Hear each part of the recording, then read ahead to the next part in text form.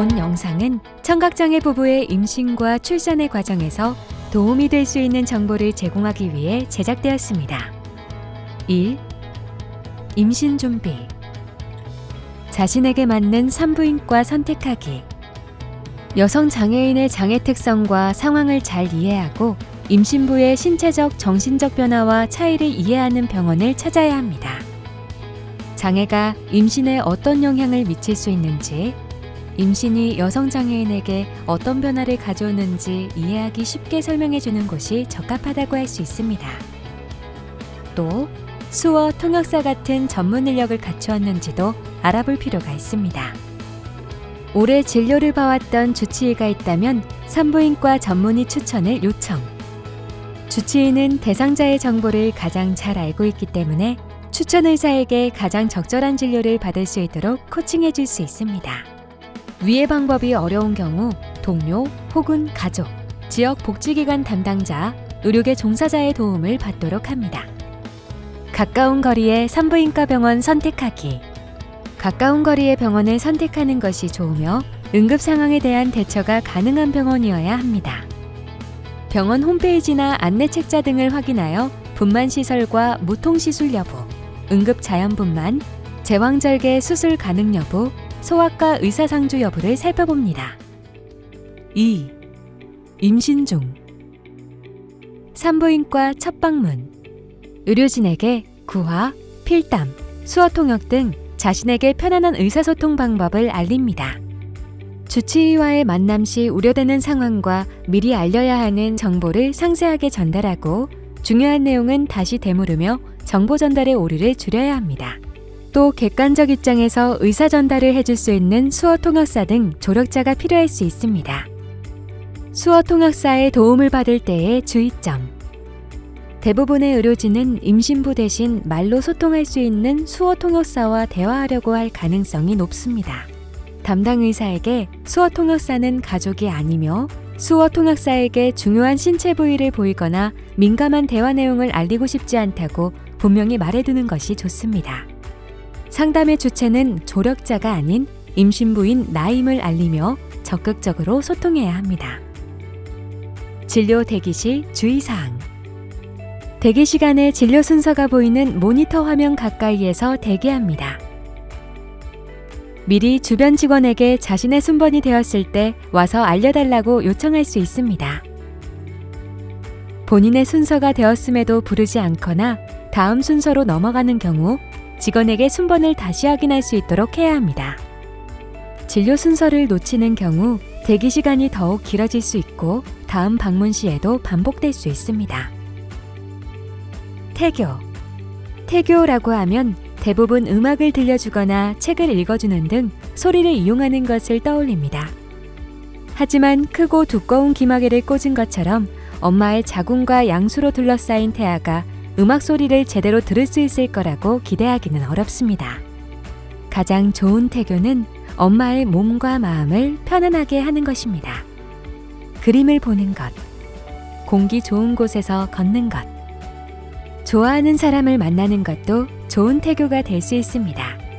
태아에게 꼭 책을 읽어주고 싶다면 녹음 테이프, 책을 읽어주는 어플, 눈으로 보는 태교 동화, TV나 음악 소리 등을 활용할 수 있습니다. 스트레스 관리. 임신 중에는 신체적인 불편함과 건강한 아기를 낳을 수 있을까 염려하는 마음 때문에 스트레스를 받게 됩니다. 또 호르몬의 영향으로 우울감이 생길 수 있습니다. 그럴 때는 요가나 명상, 가벼운 걷기, 뱃속 아기 상상하기 등을 통해 마음을 다스리는 노력이 필요합니다. 특히 장애가 있는 임신부의 경우에는 더 큰 불안을 느낄 수 있으니 가족 모두 임신부가 마음을 안정시키고 편안하게 쉴 수 있는 환경을 만들어 주어야 합니다. 병원을 방문해야 하는 상황. 20주 이후 태동이 없을 때, 10분에서 15분 간격 규칙적인 진통이 있을 때, 출혈이 있을 때, 밑으로 물이 흐를 때, 오한과 열이 심하게 날 때, 두통과 시야 흐림, 윗배 통증이 있을 때, 소변에 거품이 생길 때, 단기간에 체중 증가가 많을 때, 그 외 본인 판단에 걱정스러운 상황이 있을 때에는 병원을 방문해 진찰을 받아보아야 합니다. 3. 분만.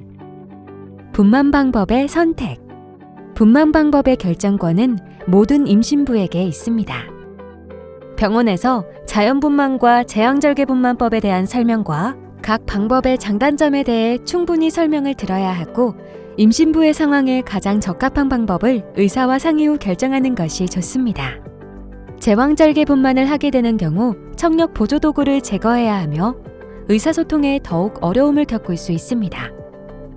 분만 전 의사와 충분히 상담하여 미리 마음의 준비를 할 수 있도록 합니다. 분만. 분만은 초산모는 평균 14시간, 경산모는 8시간이 소요됩니다. 분만실 입실 시 응급 콜벨을 손 가까이 배치해 주도록 요청합니다. 의료진이 마스크를 쓰고 있는 분만실 수술실의 경우 미리 간단한 의사소통 신호를 약속할 수 있습니다. 간단한 손카드를 가져가는 것도 좋은 의사소통 방법입니다. 분만 후 2-3시간까지 회복 시간을 가진 뒤 병동으로 이동합니다. 병동 의료진에게 구화, 필담, 수어통역 등 자신에게 편안한 의사소통 방법을 알리고 응급콜벨을 자리 가까이 배치합니다. 4. 산후관리. 산후조리. 산후조리원. 산모의 선택에 따라 산후조리원을 이용할 수 있습니다. 보통 2주 정도 머무르며 산모와 신생아의 건강을 관리합니다. 충분한 편의시설을 갖췄는지, 산모방에 침대와 냉장고 등 물품이 구비되어 있는지, 온수 및 난방은 잘 되는지부터 유축기, 젖병 소독기 등 부대시설이 충분해 수시로 사용하기 좋은지 등을 체크해야 합니다. 산모, 신생아, 건강관리 서비스 지원. 국가에서 지원하는 모성보호 프로그램으로 산모, 신생아 건강관리사가 일정 기간 출산가정을 방문하여 산후관리를 도와주는 건강관리 서비스입니다. 출산 예정일 40일 전부터 출산 후 30일까지의 임산부가 신청할 수 있으며 보건소와 복지로 홈페이지에서 신청이 가능합니다. 산후우울. 산후우울감은 출산 후 산모 85%의 여성이 경험하는 우울감으로 분만 2일에서 4일에 시작되어 3일에서 5일째 가장 심하며 보통 2주 이내 호전됩니다. 갑작스레 눈물이 나고 울적하고 짜증이 나며 사소한 일에도 예민해집니다. 대부분 자연적으로 좋아지지만 증상이 지속되는 경우 산후우울증으로 진행될 수 있습니다. 산후우울이 의심된다면 조언을 구할 수 있는 사람과 이야기를 나누어 보세요. 또 야외 활동을 늘리고 아이와 함께 산책해 보세요. 정신건강 전문의와 상담사에게 도움을 구해보세요. 5. Q&A. 1번. 임신에 의해 청력에 문제가 생길 수 있나요? 산모가 기존에 가지고 있던 난청의 원인에 따라 임신 중 상황은 다를 수 있습니다. 이경화증이나 메니에르 병의 경우 임신 시의 호르몬 변화나 체액의 변화 등으로 인해 영향을 줄 수 있다고 알려져 있습니다.